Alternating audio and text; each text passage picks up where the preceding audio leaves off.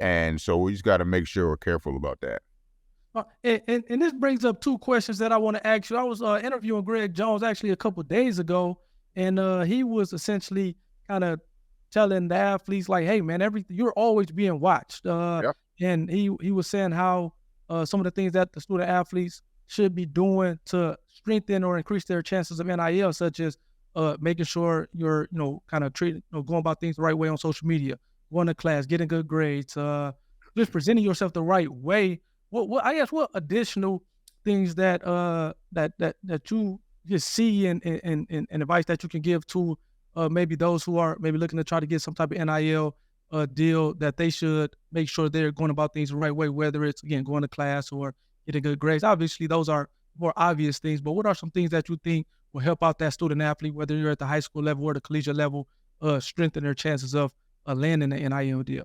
Definitely, yeah. We talk about brand development here a lot. We have a program called Define You, which is really just all encompassing about who you are, maximizing that, and again, yeah, understanding what you have to go through to get an opportunity to land some NIL deals. And so we always start with your brand, your story, and really trying to teach these student athletes, how do you tell your story in a way that's going to galvanize an audience and make people interested in what you have going on, because everybody's got a unique story.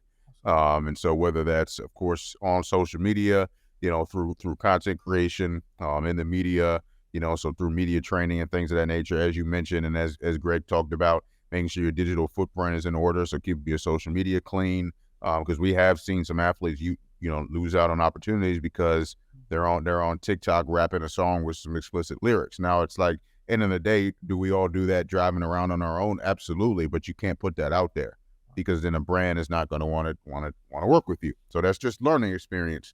And then the second part of that is in the Define You pillars is we talk about playmaking. You gotta go be a baller. Like, at the end of the day, people try to skip past that. Now if you are already coming in as one of these influencers and that's the path you want to take, and I have no problem with that, because there's obviously a lucrative business out there for being a social media influencer. And if you want to just utilize your opportunities and resources as a student athlete to also build your brand on social media, you already have a big following, you're doing a lot of stuff on whether it's TikTok or Instagram or whatever, that's totally okay. But for the vast majority, again, as you mentioned, it's the big time, the prime time players that are getting the opportunities. Everybody's got an opportunity to be that, but you got to go out there and actually do it. So what are you doing to put the work in to go out there and be a baller, be a playmaker? Because the playmakers get paid.